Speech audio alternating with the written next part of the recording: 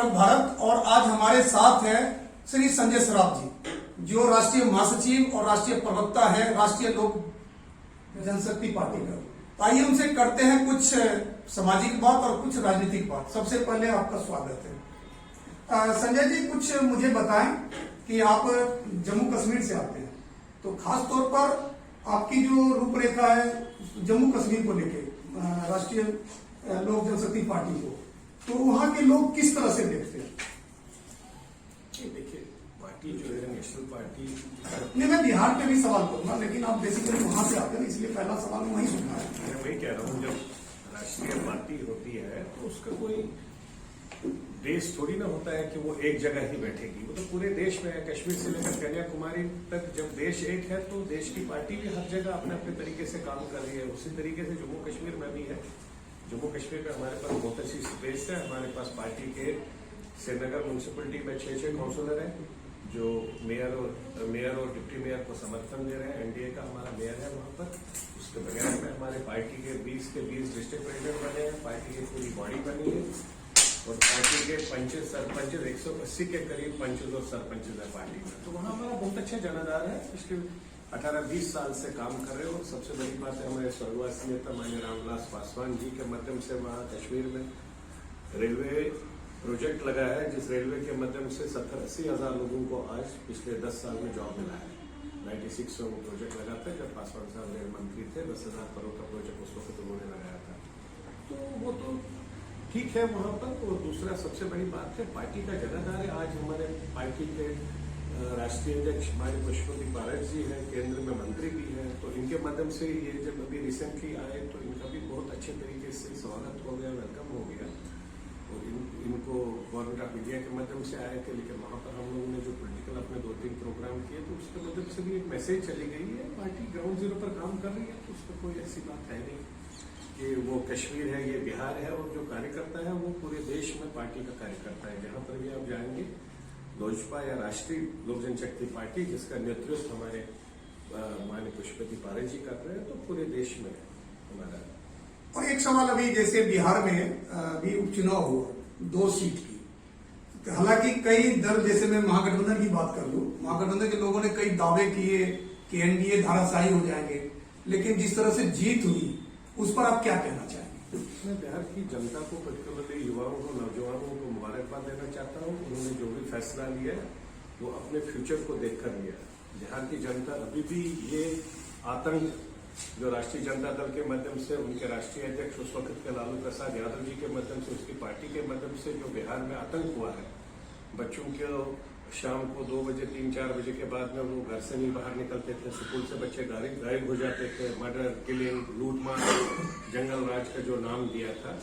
तो हमारे स्वर्गवासी नेता माननीय रामविलास पासवान साहब ने 30 साल बिहार को बचाने के लिए, बिहार की जनता को, उनको एक इंसान बनाने की कोशिश करते करते उन्होंने अपनी जिंदगी दी। 30 साल उन्होंने संघर्ष किया, आरजेडी को बाहर रखा और जिसकी मदद से आज आरजेडी बाहर है। नहीं तो मुस्लिम एमवाई कॉम्बिनेशन को लेकर लोगों को एक्सप्लॉइट करती थी, यूज करती थी। लेकिन आज वो सब माहौल नहीं है। हम प्रेजेंट गवर्नमेंट में माननीय नीतीश जी को बहुत बहुत बधाई देते हैं। उनकी पार्टी जीती है, जिसमें हमारे पार्टी का नेतृत्व माननीय पशुपति पारस जी भी पूरा इलेक्शनों में लगे थे और पहले से ही कह रहे थे कि ये दोनों सीटें हम फुल प्लेजर मूवमेंट से जीतेंगे। और हमारे साथ में अनफॉर्चुनेटली जो अपने आप में हवा में उड़ने वाले लोग थे, पहले वो 13-13, 14-14 हजार वोट लाए पिछली बार जब हम साथ में सब थे। आज उनकी जमानत भी जब्त हो गई, उनको 4,000, 4,500 के बीच में वोट आ गया। तो उनको समझना चाहिए कि बाप ही होता है, बेटा बेटा ही होता है। बेटा जितना भी बड़ा हो जाए फिर भी बाप से छोटा ही होता है। तो इसलिए बाप को बाप समझना बहुत जरूरी है। तो बाप बेटे की बात की तो जिस तरह से एक सवाल मैं दूंगा, क्योंकि ये थोड़ा टिपिकल भी है। ये जो जमुई के सांसद चिराग पासवान बात पे कहते हैं कि बिहार में मध्यावर्ती चुनाव होगा, वो अक्सर इस बात को कहते हैं। तो मैं सराफ साहब आपसे जानना चाहता हूँ कि उसके इस दावे में कितना दम है, या वो सिर्फ यूं ही, जैसे बिहार में एक कहावत है कि यूं ही फेंक रहे हैं। अब उसमें खुद में ही दम नहीं रहा तो बातों में क्या दम रहेगा? वो तो दिख रहा है 143 में से 0/0 आ गया, वो उसकी कैलकुलेशन नहीं है। खुद तो वो बहुत अच्छा था, क्योंकि हमारे उनके पिताजी हमारे स्वर्गवासी नेता माननीय रामविलास पासवान जी का बेटा है। तो हम सब साथ में थे, उनके साथ में खड़े इसलिए हो गए थे कि हमारे नेतृत्व हमारे देवता समान नेता का बेटा था, तो हम सब साथ में थे। बट जिस तरीके से उन्होंने अपने परिवार को नहीं देखा, पार्टी को नहीं देखा, एक वायरस को अपने साथ में रखा, उस वायरस की वजह से वो जीरो हो गया और आज भी उसी वायरस से वो बाहर नहीं निकल रहा है। तो इसलिए हम सब लोग साइड में आ गए, हमें पार्टी को भी बचाना था, पार्टी के लाखों कार्यकर्ता जो पार्टी के साथ जुड़े हैं उन सबको बचाना था। तो इसलिए हम सब लोग इसमें बहुत धन्यवाद देते हैं हमारे पार्टी के नेतृत्व माननीय पुष्पति पारस जी का, जो तैयार हो गए बड़ी मुश्किल से कि इन्होंने पार्टी की लगाम संभाली और आज पार्टी बच गई। नहीं तो हमारी पार्टी भी साफ हो रही थी। जब एमएलसी निकल रहा है, उनको कह रहे हैं कि भाई एमएलसी भाग रहे हैं, अरे कोई नहीं, कोई दिक्कत नहीं है, नया आ जाएगा। कहां से आ जाएगा भाई? एमपीज निकल रहे हैं, सब आ जाएंगे। तो ये सब चीजों की एक एक्सपीरियंस की जरूरत होती है, वो एक्सपीरियंस हमारे नेतृत्व के पास है। तो ये पार्टी को अच्छे से चला रहे हैं और उनको आज ऐसी हालत है कि उनकी अपनी कॉन्स्टिट्यूएंसी, जहां वो आज नीतीश जी को कह रहे हैं कि नीतीश जी ने काम नहीं किया। अरे भाई, पूरा देश या पूरी दुनिया नीतीश जी का डंका मानती है। 15-17 साल से वो कंटिन्यूअसली चीफ मिनिस्टर है स्टेट का। बिहार की जनता पॉलिटिकली सबसे मैच्योर्ड है इस देश में। अगर आप उनकी मैच्योरिटी देखेंगे, उनके साथ डिस्कस डिबेट करेंगे, एक छोटा क्लास 4th से लेकर जो बड़ा बुजुर्ग तो है ही क्लास चौथा 10वीं 10 साल का बच्चा, वो आपको पूरी सियासत, पूरी देश की सियासत के बारे में बताएगा। तो वो लोग अगर नीतीश जी को जिता के भेज रहे हैं तो वो कुछ देख के ही ना भेज रहे हैं और उसी नीतीश जी को कहते हैं उसने काम नहीं किया। हम आपके माध्यम से उनको कहना चाहते हैं, आपके पास तो एक छोटी कॉन्स्टिट्यूएंसी थी लोकसभा की। अगर आपने काम ही किया होता तो आप अपनी तारापुर की सीट जीत जाते।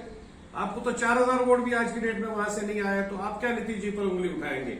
आप पहले अपने आप को शीशे में देखिए, उसके बाद में दूसरों के शीशों पर पत्थर मारिए। जिसके घर में शीशे हो वो दूसरों पर पत्थर नहीं मारेगा। अभी जैसे 28 तारीख को पार्टी के स्थापना दिवस है, तो उसको लेके कैसी तैयारी चल रही है? यानी किस तरह से जनता कार्यकर्ता जो आपके हैं उसमें किस तरह का उत्साह उमंग है और आप लोग उसको लेकर किस तरह से आयोजन करने जा रहे हैं?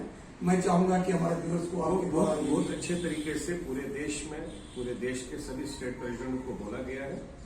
स्टेट प्रेसिडेंट के माध्यम से हर कैपिटल में पार्टी का फंक्शन होगा और साथ में जहां जहां पार्टी का कार्यालय है, पर्टिकुलरली जहां जहां पार्टी के डिस्ट्रिक्ट प्रेसिडेंट्स हैं, डिस्ट्रिक्ट प्रेसिडेंट्स अपने अपने डिस्ट्रिक्ट में अच्छे तरीके से पार्टी का फंक्शन सेलिब्रेट करेंगे, जिसमें वो साथ में हमारे स्वर्गवासी नेता माननीय रामविलास पासवान जी का और हमारे स्वर्गवासी नेता रामचंद्र पासवान जी का दोनों पिक्चरों को साथ में रख के और बाकी जो नेतृत्व आज कर रहे हैं उन सबके फोटोज को साथ में रख के अच्छे तरीके से सेलिब्रेट करेंगे और पार्टी का फंक्शन प्रॉपर तरीके से पूरा देश में सब युवा नौजवान पार्टी का कार्यकर्ता बहुत खुश है और पूरी उमंग के साथ इस फंक्शन को अच्छे तरीके से सेलिब्रेट करेंगे।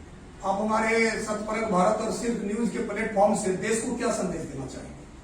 देश को यही संदेश देना चाहते हैं कि आज हमारा पार्टी का जो प्रधानमंत्री है, पूरे देश का जो प्रधानमंत्री है, जो बहुत अच्छे तरीके से काम कर रहे हैं ग्राउंड जीरो पर हर कार्यकर्ता के लिए, हर देशवासी के लिए। और वो पर्टिकुलर जो कुछ लोगों ने फैला रखा है कि वो उसके लिए काम कर रहे हैं, हिंदुता का जो ड्रामा चल रहा है आजकल कांग्रेस में, कुछ उनके पास ग्राउंड जीरो पर जमीन है नहीं, लेकिन वो सब जो ड्रामा कर रहे हैं यहाँ वो नहीं है। हमारे देश का प्रधानमंत्री 130 करोड़ लोगों के साथ में खड़ा है और जो भी कार्य करते हैं वो 130 करोड़ लोगों के लिए कार्य कर रहे हैं। वो सबसे बड़ी बात है, हमें मुबारकबाद देनी चाहिए कि हम लोगों के यहाँ पर हमारा प्रधानमंत्री इतना स्ट्रांग है, जिसने कोविड के टाइम में हम लोगों को 108 करोड़ फ्री टीका लगाने का काम कर दिया, जो बहुत बड़ी बात है। जो पूरे देश में हमारे यहाँ इतने बहुत कम से कम 30-40% ऐसे गरीब लोग हैं जो बेचारे एक बार खाना दूसरी बार खाना नहीं खा सकते पूरे 24 घंटे में, तो वो टीका कहां से लगा देते? उनको जो बचाने का काम किया, उनको टीका लगाने का काम किया। मैं समझता हूं जो आज प्रधानमंत्री पर उंगली उठाता है, एनडीए पर उंगली उठाता है, उसको सबसे पहले अपनी तरफ देखना चाहिए कि उनके टाइम में अगर गॉड फॉरबिड ऐसी महामारी आती तो उनका क्या हाल होता। उनका प्रधानमंत्री तो बोलता ही नहीं था, न उसको ताकत ही दी गई थी किसी के कि वो बोलेगा नहीं। जो भी 10 जनपद से उसको ऑर्डर्स आते थे उसी से वो काम करता था। तो इसलिए मैं समझता हूं कि हमारा जो आज देश का नेतृत्व कर रहा है, हमें शुक्र रहना चाहिए ऊपर वाले का कि ये सबको, हिंदू मुस्लिम सिख ईसाई सबको लेके चल रहा है और सबको लेके